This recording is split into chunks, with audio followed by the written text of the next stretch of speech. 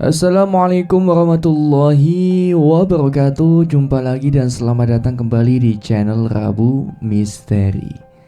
Seperti biasanya pada kesempatan kali ini saya akan membagikan sebuah kisah Kisah ini ditulis oleh Restu Wiraatmaja yang berjudul Kisah Kelam Tanah Santet. Namun sebelum kita lanjut ke inti ceritanya, bagi teman-teman yang belum subscribe, silakan bisa tekan tombol subscribe terlebih dahulu dan jangan lupa aktifkan lonceng notifikasinya agar tidak ketinggalan update cerita-cerita misteri terbaru dari kami. Untuk itu langsung saja tanpa perlu berlama-lama lagi. Dan inilah bagian ketiga kisah kelam Tanah Santet.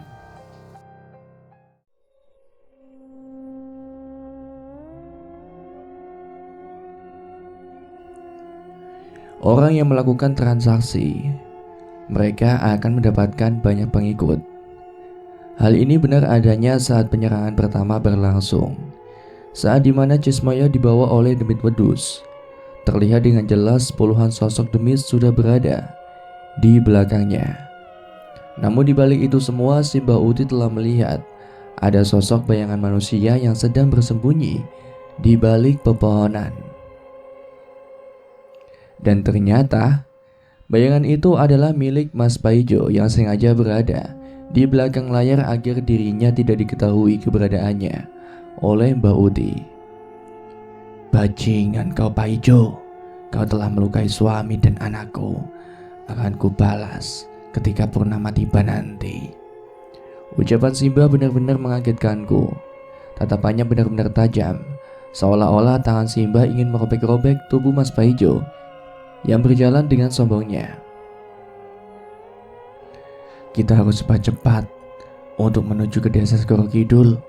Jangan sampai purnama lebih dulu datang, karena jika itu terjadi, keluarga yang di rumah akan benar-benar dihabisi oleh Mas Paijo." Akhirnya kami pun berangkat untuk menuju ke desa Segoro Kidul untuk menemui seorang yang diyakini sebagai pembantu dari penyerangan purnama yang akan dilakukan oleh Mas Paijo sendiri. Perjalanan terus berlanjut. Kabut yang semakin tebal benar-benar telah menutupi pemandangan. Namun hebatnya Simba, dia dengan jelas melihat arah depan walaupun tanpa penerangan sekalipun. Sampai akhirnya ketika kita sampai pada sebuah tempat yang ditandai dengan sebuah penanda seperti sebuah tugu desa yang bertuliskan Desa Segoro Kidul. Aku dan Simba langsung memasuki desa itu. Dengan langkah perlahan aku memperhatikan satu persatu rumah yang berada di sekitaran desa itu. Sempat terbesit dalam pikiranku bahwa penduduk di desa itu sangat tertutup dan tidak menyukai kedatangan orang-orang asing. Hal ini dibuktikan saat ada seorang pria tua yang sedang duduk di sebuah gubuk lalu berlari sambil berteriak-teriak seperti orang ketakutan. Aku sempat bertanya pada Simba apa yang terjadi dengan orang itu.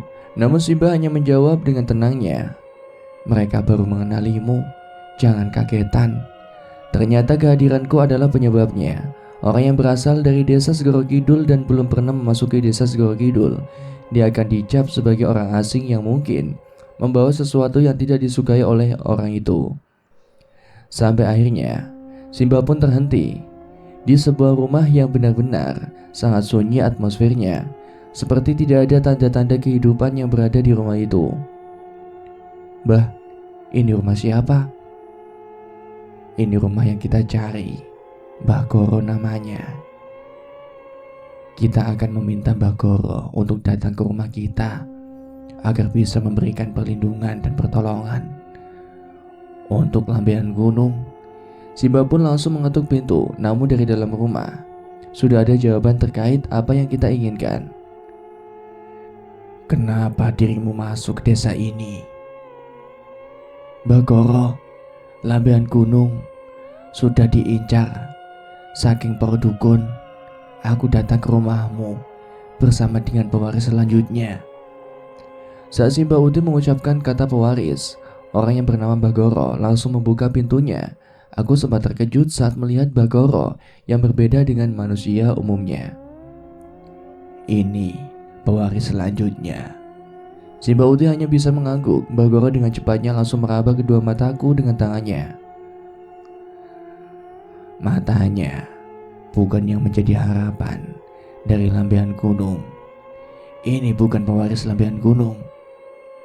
Di saat Bagoro ingin masuk ke dalam rumah, tanganku langsung refleks untuk menarik tangan Bagoro yang sudah hampir berjalan ke arah pintu rumahnya. Aku memang bukan pewaris dari Lambean Gunung, Bah. Adikku adalah pewaris utamanya. Namun kedua matanya telah diambil oleh demit putus ireng yang merupakan suruhan dari adik dari bapakku. Bagoro yang mendengar hal itu langsung terhenti. Kepalanya perlahan menengok ke arahku, yang benar-benar seperti orang yang sedang mengharapkan pertolongan darinya. Masuk, jangan dibahas di sini. Aku dan Simba pun langsung masuk ke dalam rumah Bagoro. Perlahan aku menatap dalam rumah Bagoro yang masih sangat sederhana dan sama seperti rumah-rumah pada umumnya. Bagoro pun mempersilahkan pada kami untuk duduk di tempat yang sudah disiapkan. Selain itu, dia juga membawakan 3 gelas teh hangat yang memang kebetulan sudah dipersiapkan terlebih dahulu.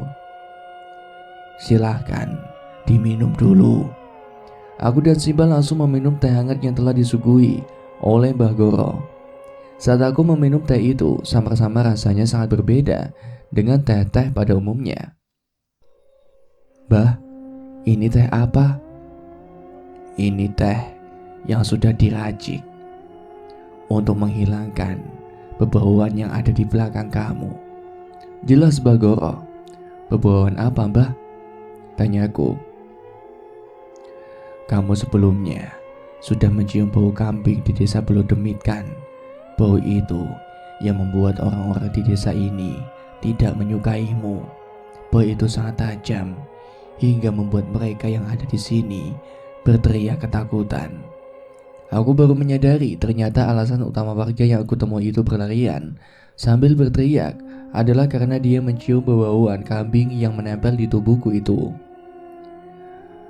Bebauan itu berasal dari demit putus ireng. Bebauan ini sangat dibenci oleh seluruh penduduk desa Segoro Kidul. Bahkan kakekmu juga adalah orang yang dulunya pernah melawan demit itu. Aku dan Simba masih menyimak dengan apa yang dijelaskan oleh Bagoro pada kami.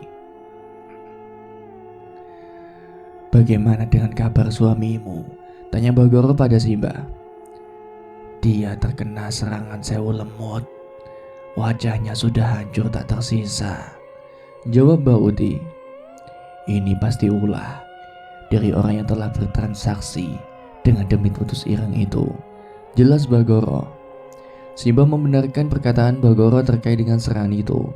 Namun yang masih dalam pikiranku sekarang adalah, apakah serangan sewu lemut itu juga merupakan serangan yang berasal dari demit putus ireng?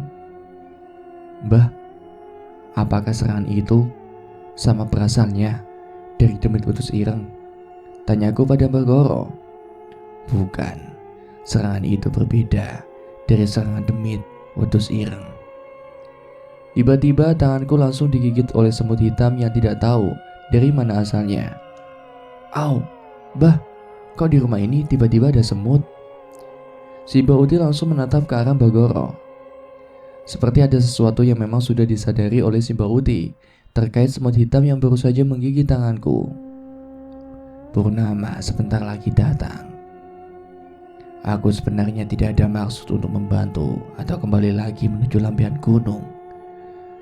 Namun pertanda semut hitam yang sudah menggigit pewaris selanjutnya, itu berarti mereka yang akan merebut Lambean Gunung sudah berada dekat. Kita harus segera pergi ke sana untuk menyelamatkannya. Jelas Bagoro. Aku dan Simba mengiyakan perkataan dari Bagoro. Penjelasan itu seperti memberikan sinyal pada kami bahwa Bagoro akan menolong keluargaku yang sudah berada di ambang kehancuran. Ingat, untuk melawan demit putus ireng itu dibutuhkan 7 kepala kambing hitam, 7 pasak bambu kuning yang diisikan serpihan kaca, paku dan silet. Itu harus dipersiapkan sebelum purnama datang. Malam ini kalian menginap di rumahku karena tidak baik untuk melewati kampung Bolo Demit di malam hari. Tapi apakah ibu di rumah akan baik-baik saja, Mbah? Si Mbak Utimu telah meletakkan pagar gaib yang mampu menahan serangan-serangan itu. Jadi gak usah khawatir. Aku dan si Mbah hanya bisa saling menatap satu sama lain. Aku tidak ingin menyimpulkan apa yang memang tidak sesuai dengan isi pikiran dan hatiku. Namun apa yang memang telah diperintahkan oleh Bagoro memang semuanya menuju pada keselamatanku dan juga semua keluarga. Akhirnya aku dan si Mbah pun diberikan sebuah tempat untuk kami beristirahat. Kami berdua harus tidur lebih cepat agar nanti pagi bisa pulang lebih cepat juga. Aku mencoba untuk menutup kedua mataku. Pikiranku masih terhubung pada apa yang baru saja Mbah Goro katakan. Saat dimana aku sudah terlelap dalam tidur, aku merasakan pintu kamarku dibuka oleh seseorang. Lalu, orang itu seperti mengatakan sesuatu. Iki pewaris selanjutnya. Namun aku tahu, suara itu terdengar jelas dan familiar. Aku yakin di dalam rumah Mbah Goro bukan hanya ada aku, Simba dan juga Mbah Goro, melainkan ada orang lain yang memang sudah menunggu kedatangan kami. Tapi, siapakah orang tersebut? Pagi harinya, aku dan Simba Uti terbangun. Saat kami berdua terbangun, aku dan Mbak Uti tidak menemukan Bagoro. Pikirku mungkin Bagoro berada di belakang rumah. Aku minta izin pada Mbak Uti untuk menuju ke belakang rumah. Niatku adalah ingin mencari Bagoro yang mungkin saja berada di belakang rumah.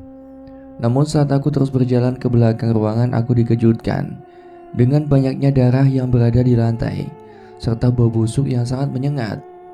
Semakin aku masuk ke belakang rumah, aku mendengar suara orang, seperti sedang makan sesuatu. Namun anehnya, aku juga mendengar suara mulut yang mengkoyak sesuatu yang sedang dimakannya. Perlahan aku berjalan menuju pintu belakang lagi. Di sana aku melihat sebuah pintu yang terbuat dari bambu dan memungkinkan bahwa ada seorang di baliknya. Saat aku ingin membukakan pintu, tiba-tiba ada seorang yang menyentuh pundakku hingga membuatku terkejut. Mau kemana, Nduk? Tanya Mbak Goro. Mbak Goro, ucapku. Ayo, ke depan saja. Tapi Mbah, tadi saya dengar orang lagi makan, tapi suara mulutnya seperti sedang mengkoyak daging. Itu perasaan kamu saja. Aku pun masih menengok ke arah pintu itu. Perlahan aku lihat dengan jelas dari celah-celah pintu. Ada penampakan dua bola mata yang berwarna sangat merah. Aku ingin mengatakan hal itu pada Mbak Goro, namun anehnya mulutku seperti terkunci dan tidak bisa berkata apa-apa lagi. Sesampainya di ruang depan, Mbak Uti langsung bertanya pada aku, "Kamu habis dari mana, Nduk?" "Habis dari belakang, Mbah, nyariin Mbak Goro," ucapku. Mbak Goro langsung duduk di tempat duduk. Dia pun segera membuka obrolan terkait pemberangkatannya untuk menuju ke lahan lambean gunung. "Purnama sudah dekat?" tanya Mbak Goro. "Minggu ini akan ada purnama, Mbah. Berarti semuanya sudah berangkat untuk menuju ke lambean gunung. Kita mesti berangkat hari ini juga." Bauti hanya mengangguk paham. Aku hanya menunduk sambil memainkan kedua tanganku. Pikiranku masih memikirkan tentang siapa di balik rumah Bagoro ini. Jika memang benar apa yang aku prasangka sekarang, aku memiliki banyak pandangan terkait dengan sesuatu yang disembunyikan oleh Bagoro. Yang pertama, Bagoro itu memiliki jin perewangan atau jin peliharaan yang bertujuan untuk menjaganya. Dan yang kedua, Bagoro juga terlibat dalam kejadian purnama di lambean gunung. Jika memang itu benar Bagoro, berarti adalah orang yang patut dicurigai keberadaannya. Siapa tahu, kehadiran Bagoro dengan menyembunyikan apa yang dia miliki akan berdampak pada yang lainnya juga. Di sisi lain, bisa saja Bagoro berperan seperti orang baik dengan iming-iming membantu Mbak Uti. Namun tidaklah lupa, Bagoro memiliki riwayat kehidupan bersama dengan Bakakung. Lalu ada alasan di mana Bagoro berpindah ke desa Segoro Kidul setelah lampiran gunung jatuh ke tangan keluarga Bagakung. Itu artinya mungkin saja Bagoro memiliki sebuah ambisi yang tidak pernah diketahui oleh Mbak Uti sekalipun, dengan menampilkan wajah dan peringkat yang baik agar seolah-olah tidak terlihat ambisi untuk merebut lampiran gunung, sama seperti Mas Paijo. Lalu dengan obrolan semalam yang belum pernah aku ketahui juga, Bagoro mengucapkan, "Ini pewaris selanjutnya," kepada seorang yang tidak pernah aku ketahui. Entah karena Bagoro mengatakan hal itu pada jin perewangannya, atau memang pada seseorang yang memang belum tahu siapa sebenarnya dia.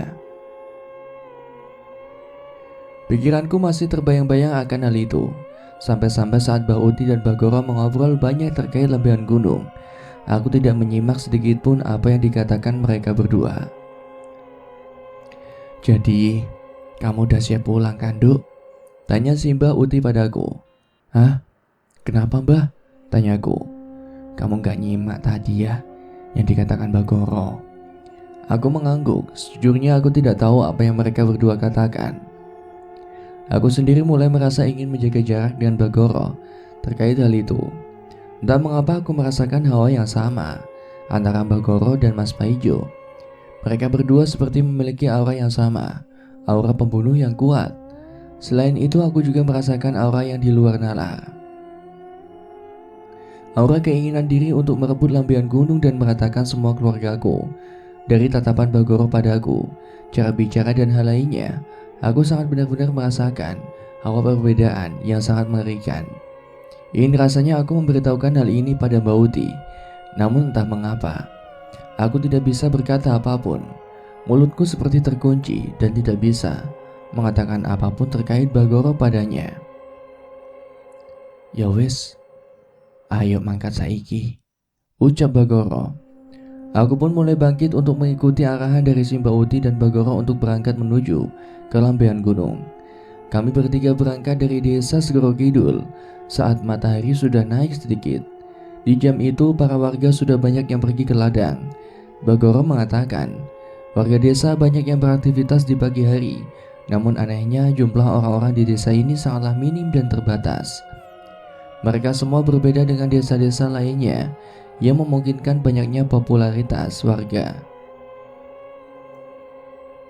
Desa ini terbilang sangat aneh karena tidak memiliki banyak penduduk. Dulu, desa kami menjadi incaran para pejabat karena memiliki kelebihan. Lalu ketika sudah diperas semuanya, para warga di sini dibunuh dengan kejam. Karena itulah desa Segoro Kidul disebut sebagai desa di balik kabut. Mereka yang bisa memasuki desa ini adalah mereka yang memiliki ikatan kepada salah satu warga desanya. Jika tidak memiliki sebuah ikatan, maka mereka tidak akan mungkin bisa masuk ke dalam desa ini. Selama dalam perjalanan menuju desa atau kampung selanjutnya, yaitu Kampung Bolodemit, sepanjang jalan aku mendengar sayup-sayup suara yang seperti menyambut kedatangan Bagoro. "Selamat datang, Mbah." Aku yang mendengar itu sempat merinding ketakutan. Aku baru menyadari bahwa desa atau Kampung Bolodemit ini menyambut kedatangan Bagoro yang memang hendak melewatinya. "Jangan takut, hubunganku dengan Kampung Bolodemit sangat baik. Mereka semua tidak seperti yang kita bayangkan sebelumnya," jelas Bagoro. "Jadi, tidak semuanya yang berada di tempat ini semuanya tunduk kepada manusia yang ingin mengikatkan diri padanya, Mbah. Itu adalah demit yang liar. Demit yang tidak liar, mereka akan menyambut kedatangan manusia yang tidak memiliki niat buruk." Aku baru paham sekarang. Ternyata Kampung Bolodemit sama seperti manusia. Ada yang baik, ada pula yang jahat.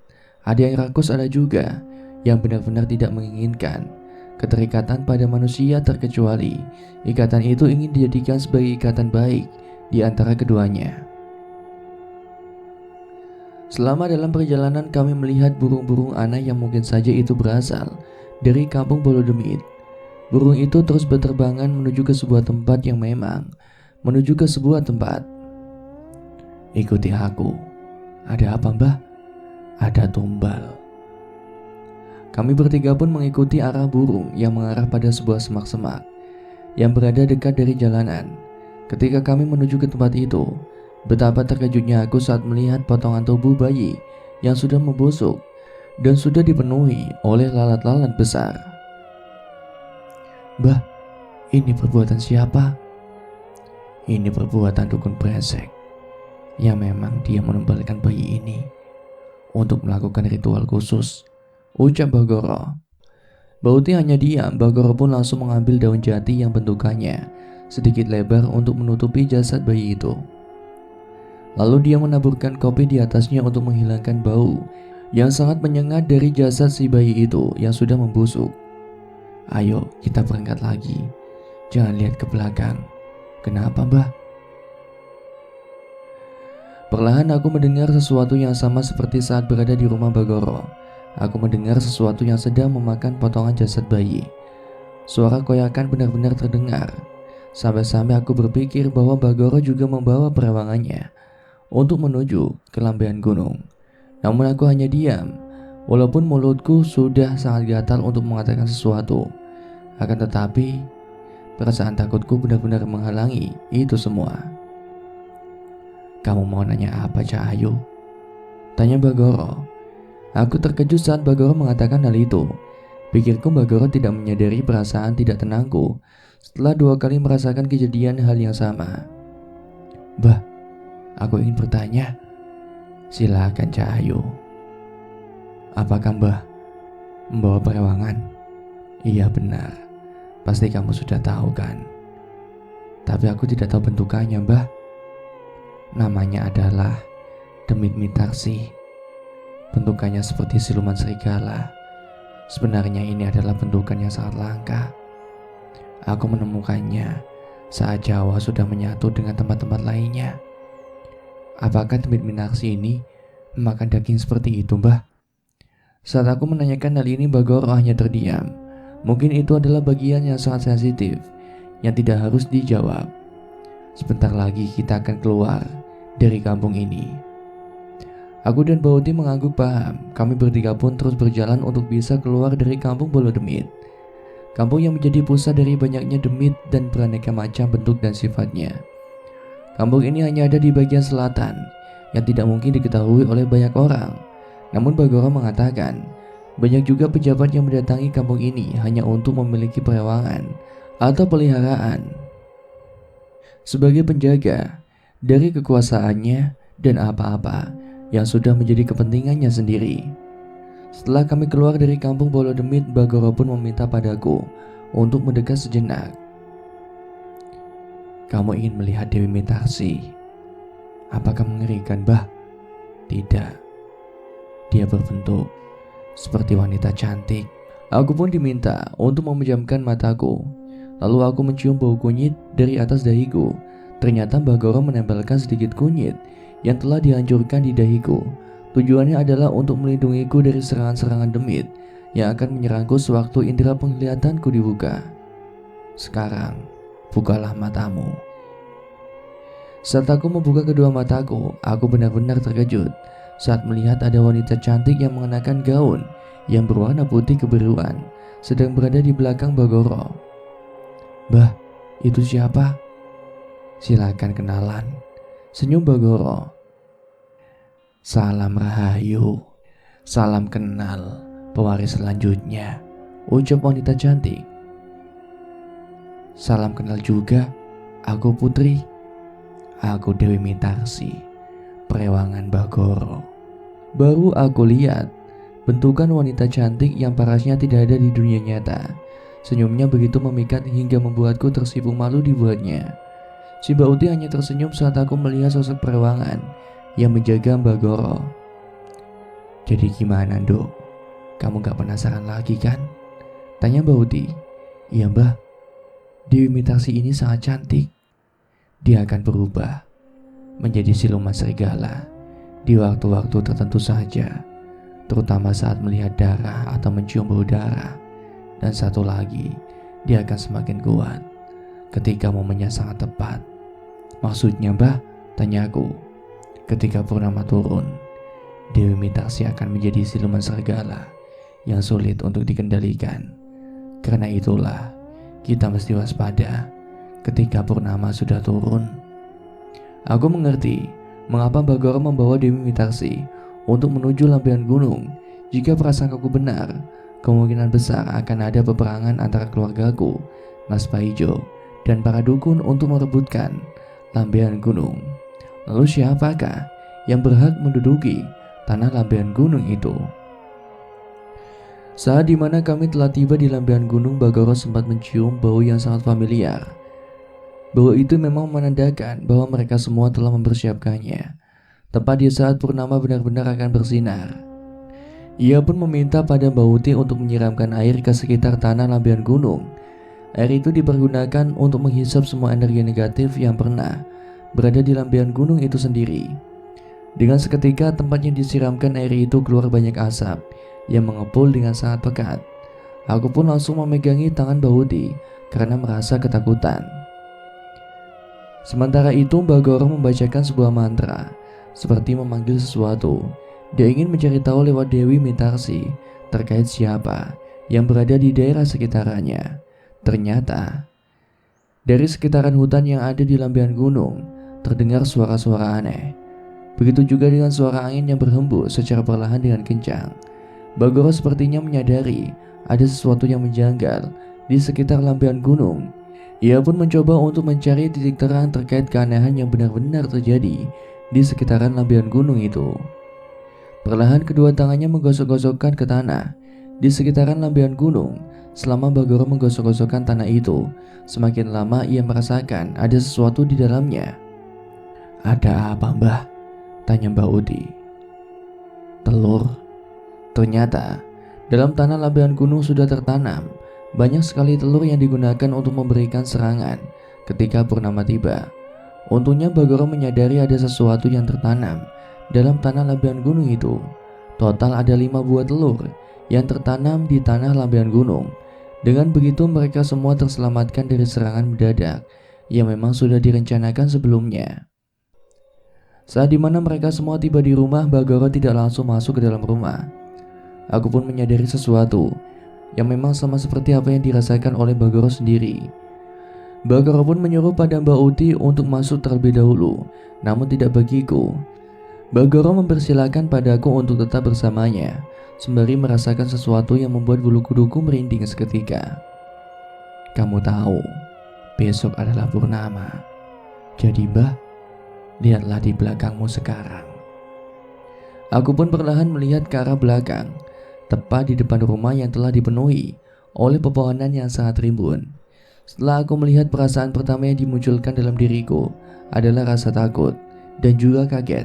Pasalnya aku melihat banyak sekali sosok-sosok bayangan hitam dengan beraneka ragam bentuknya sedang berada di belakang pepohonan. Mbah, itu siapa?" "Itu adalah musuh-musuh yang harus kita hadapi besok." "Maksudnya Mbah?" "Mereka adalah kiriman para dukun dan sekutu dari Mas Paijo, orang yang ingin merebut lampion gunung." Aku benar-benar melihat dengan jelas bentukan mereka yang sangat sama, seperti apa yang mungkin selalu dilihat oleh Cismoyo adikku. "Mbah, kenapa mataku bisa melihat mereka?" "Kamu adalah pewaris selanjutnya, orang yang berhak mendapatkan tanah lampion gunung. Dia akan diberikan kemampuan lebih untuk melihat apa yang ada di sekitaran. Jangan takut, bersyukurlah.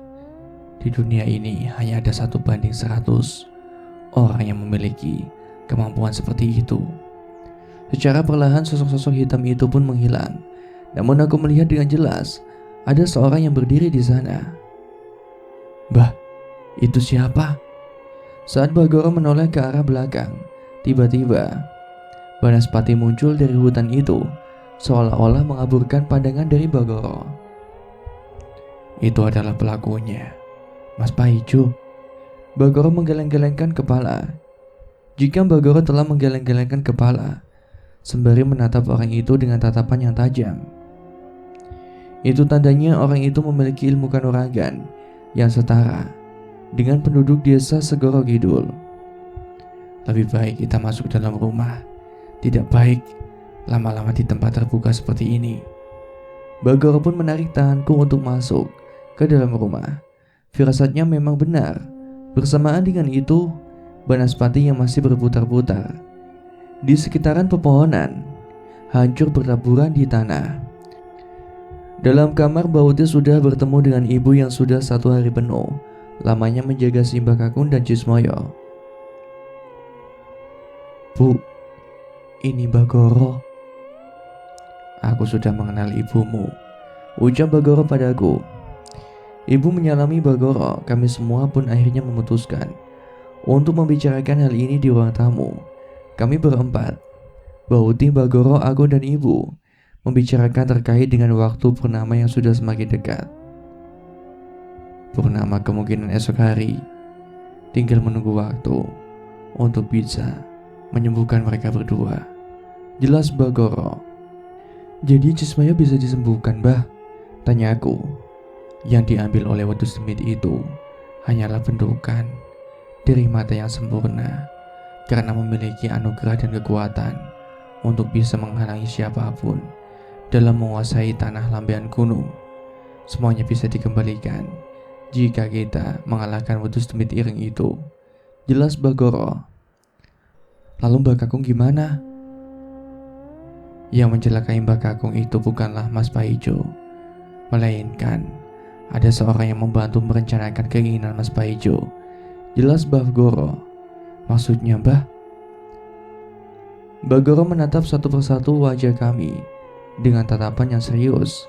Sepertinya di masa lalu saat perebutan tanah lambean gunung berlangsung, ada musuh bebuyutan yang memang ilmu kanuraganya setara dengan para penduduk dari desa Segoro Kidul.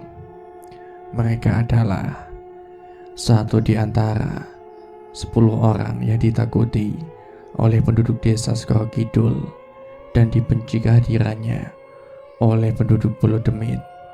Akan tetapi seiring berjalannya waktu, beberapa dari penduduk Pulau Demit memutuskan untuk mengikuti jejak langkahnya, jelas Bagoro. "Maksud Bagoro, sewaktu Handoyo merebut tanah ini, ada orang yang berkecimpung dan masih hidup sampai sekarang?" tanya ibuku. "Benar, dia berasal dari sebuah alas atau hutan yang disebut sebagai Alas Getih Karam." "Alas Getih Karam?" "Alas tempat bersemayamnya jiwa-jiwa yang dibuang dan dijadikan sebagai budak untuk menunggu daerah itu selama ribuan tahun." Mendengar nama itu, Bagoro langsung mengeluarkan keringat dingin yang begitu deras. Seakan-akan alasan dia tidak ingin berkecimpung lagi di tanah lambean gunung adalah karena orang tersebut. "Siapa namanya, Mbah?" Bagoro hanya menggeleng-gelengkan kepalanya. Dia masih mengingat dengan jelas saat banyak sekali dari penduduk Segoro Kidul yang hampir meninggal dunia karena orang itu telah berhasil untuk memporak-porandakan semua isi desanya. Handoyo meninggal karena orang itu. Setelah mendengar nama itu, tanganku tiba-tiba semakin menggenggam dengan kencang. Mataku semakin tajam menatap wajah Bagoro, seperti ada sesuatu yang turun dengan seksama di dalam tubuhku. Entah mengapa, seperti ada sesuatu yang ingin masuk ke dalam tubuhku, sama seperti ketika Cismoyo dirasuki oleh sesuatu yang berasal dari leluhur kami. Tiba-tiba penerangan mati dengan sendirinya. Pintu tertutup dengan kencang dan angin berhembus dengan sangat kencang. Seolah-olah ada sesuatu yang datang dan merasuki tubuhku. Bagoro dan Bauti yang menyadari hal itu langsung menundukkan kepalanya sembari memberikan rasa hormat pada sesuatu yang merasuki tubuhku dengan cepat. "Aku tahu siapa yang kamu maksud, Goro," ucap sosok yang merasuki dengan suara wanita yang sangat berat. "Aku paham, Bah. Jangan ragukan anak ini untuk merebut lambean gunung. Aku sudah menjaga anak ini untuk membunuh orang yang kamu maksud." "Maaf, Bah. Aku udah paham jika anak cantik ini akan dijadikan pewaris selanjutnya." Bersamaan dengan itu penerangan langsung menyala kembali. Aku pun kembali normal seperti biasanya. Aku tidak tahu apa yang baru saja terjadi. Akan tetapi ibuku langsung memelukku dengan eratnya. "Putri, kamu memang pewaris selanjutnya." Aku tidak tahu apa yang harus aku lakukan.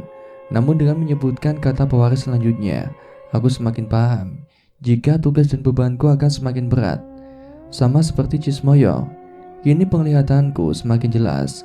Aku bisa membaca aura dari orang-orang yang ada di sekitarku. Bahkan yang lebih mengejutkan, aku bisa melihat perewangan yang dimiliki oleh Mbak Goro yang disebut sebagai Dewi Mitarsi. Saat aku melihatnya, Dewi Mitarsi menundukkan kepalanya sembari memberikan penghormatan padaku. Lalu Mbak Goro pun memberikan sesuatu yang dilapisi dengan kain berwarna putih. Katanya, itu adalah senjata untuk membunuh orang yang dimaksud oleh Mbak Goro sebagai orang yang memiliki ilmu kanuragan yang tinggi yang disebut sebagai penjaga dari alas Geti Karam. Besok adalah purnama. Musuh kita akan lebih banyak. Selain penjaga dari alas Geti Karam, kita juga memiliki musuh dari keluarga kita sendiri, yaitu Mas Paijo beserta para bolo demit yang dimilikinya. Jangan lupakan juga dengan Watus Ireng yang telah mengambil 2 bola mata adikmu. Dia adalah musuh terberat dan terbesar kita. Aku menyadari apa yang menjadi harapan keluargaku untuk sebagai pewaris selanjutnya, untuk merebut lambayan gunung dan juga mengembalikan semua apa yang mereka dapatkan seperti 2 bola mata Cismoyo dan wajah Simbah Kakung yang telah diserang oleh Sewu Lemut. Namun jika memang besok adalah purnama dan peperangan akan pecah, siapakah yang akan berhasil? Apakah Putri dengan kemampuan barunya sebagai pewaris lambayan gunung atau Mas Paijo yang bersekutu dengan penjaga alas Geti dan penduduk Bolo Demit? Lalu bagaimanakah dengan nasib yang lainnya? Apakah Putri berhasil membawa 2 bola mata adiknya yaitu Cismoyo dan wajah dari Simbah Kakung yang telah direbut oleh penjaga alas Geti Karam? Jangan kemana-mana, kita lanjutkan di episode keempat.